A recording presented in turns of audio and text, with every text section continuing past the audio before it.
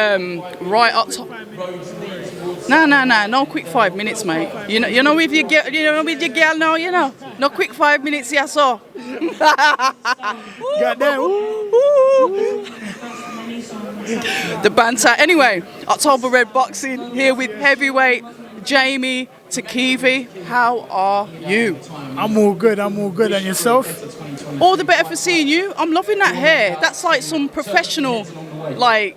You know what, that's my sister. Shout out my sister. She does my hair all the time. Yeah. She sorts me out every fight. I said, you know what? I might have some media stuff. Can you do my hair quickly? So she comes in. Luckily, I have my sister. I'll tell you what, you're looking like one of these R&B geezers from back in the 90s with that.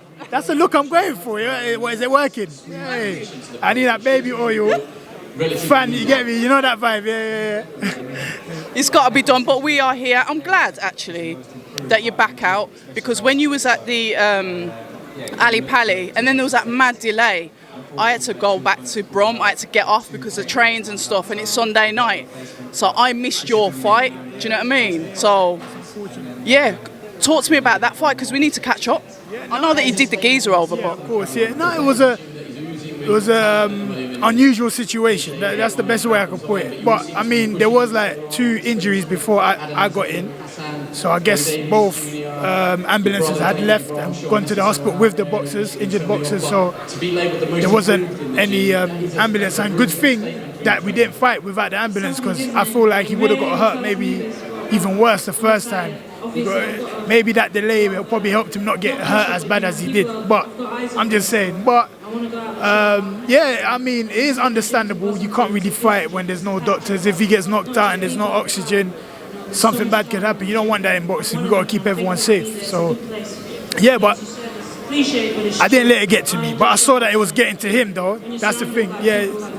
Literally, the first time I come out, my people started going mad, because they've been waiting from like 12 p.m. So they're going mad. People are shaking the railings and that. So I look at them, amping them up. Come, liven up. And then I looked over at his corner and I see him looking at me and looking down and his legs shaking. I said, yo, I've won this fight. As soon as I saw that, I said, I've won the fight. Then obviously when we had to go back to the change room, I was confident. I said, you know what? He doesn't want to be there. And the fact that this whole situation is happening is messing with him. It's probably his first time on a big stage like that. And that situation happens, so it's not easy. So I could tell that he was already all over the place. So when we went back in, I said, yeah, this is it. But I was cold when I got in that ring, because as soon as the bell went, he caught me with a jab. I said, what? Nah, no way. So I started slipping every jab he threw, and then I eventually got to him with a right hook. But yeah, it was just, you know what? I like situations like that. There's a story to tell, it builds character, and I'll know what to do the next time something, obviously not like that happens, but something along the lines happens. So yeah. Yeah, I like that. It's kind of like a bit of a learning lesson. But you won the fight. We're here, and we're going again on Saturday at the AO Arena, which is kind of like the birthplace. Wasn't that where you had your debut? Yeah. So I'm back home. Just like I said previously, I want to keep that good luck going. You know what I'm saying? So I have good luck in Wembley. We're back in Wembley. I'm excited for Wembley. What do you know about your opponent then? Because obviously I've been down here speaking to loads of people while you was up there on the top table. What do you know about your opponent this time? Obviously, I know he's come here to win. He's not come to fall over. Yeah, he's come here to win. He's not a journeyman. He's not come here for me to hit him for free and just to lay on his back and get a paycheck. He's come here to win. He's come to take his opportunity. You know what I'm saying? So it is a tough fight. It's not an easy fight. But I know what I'm capable of, and I know what my level is at and what level I can get to, and this shouldn't be a problem. This is the right fight for me, and I want this fight, so yeah. I did overhear though, somebody said, when are you going to start to look for titles? And I heard you say, what, in the next 12 months? Because obviously you're on the boxer stable. We've got Fraser Clark that's looking to obviously start to push for titles now as well, having his Olympic pedigree. And there's a nice crop of heavyweights coming through right now, British ones as well. I'm going to be patriotic, sorry.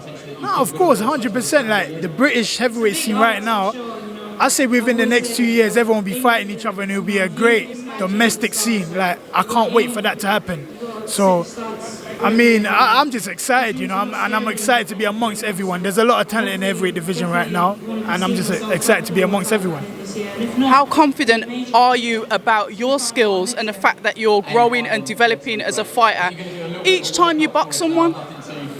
Say that again, each one. How confident are you about your ability as you start to grow through and get that experience, confidence in your own ability to kind of like level off with these guys?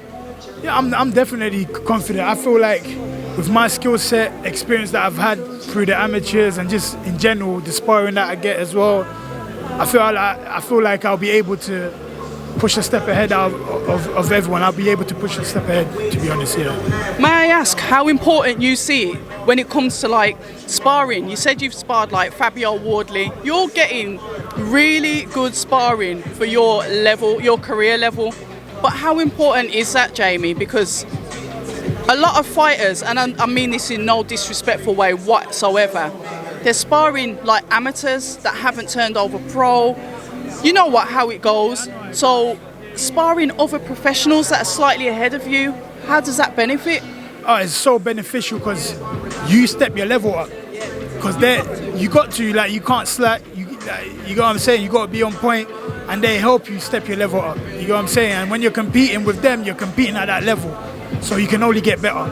It's for me. I feel like as professionals, you have to spar the best in your division, really, to assess what level you can get to and what level you're at, as I always say. Well, it's refreshing to see how serious you're taking it. I know you've got Ben Davidson as part of your training team as well.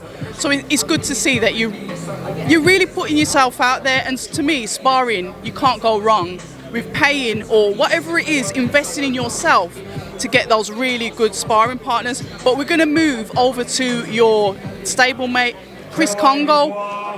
Unfortunately, he lost his fight. It was a good fight. How did it feel to you guys watching from ringside? You know what? I was happy with what he was doing, like all the early rounds. Yes. I felt like he won the first maybe 5 to 6. I may be wrong, but I felt like he won all of them clearly.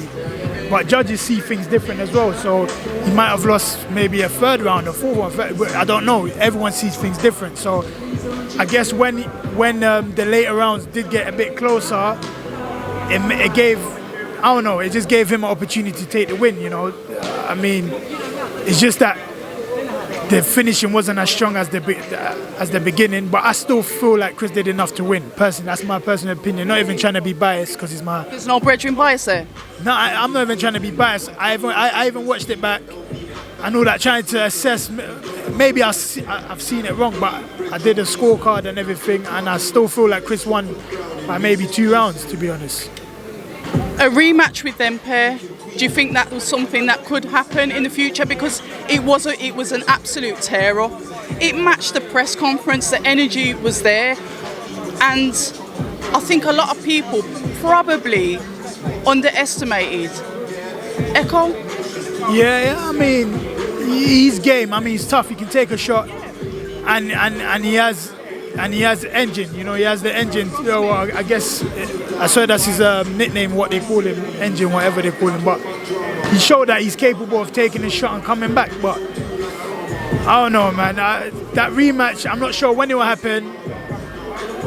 Even you never know. They might go different routes and maybe meet for a world title, which I hope, which will be better. Build a fight that way, you know. So just gotta wait and see how things pan out. We love it. As per usual, it is always a pleasure to catch up with you. The heavyweights is always the division that has been my favourite as I've got into boxing. So it's nice to see guys like you coming through and keeping us fans entertained. But all the best. I'll be there ringside Saturday, and we'll speak after the fight. After you secure that W, let's speak it into existence. Speak it into existence, yeah, definitely. Getting that W in style, trust me. October Red Boxing with the lovely Jeamie TKV. Until the next time. Hi, and thank you for watching October Red Boxing. Like, subscribe, and tap the bell for notifications. You can also find us on Instagram at October Red Boxing and on Twitter, October Red UK. And remember, at October Red, we stay ready.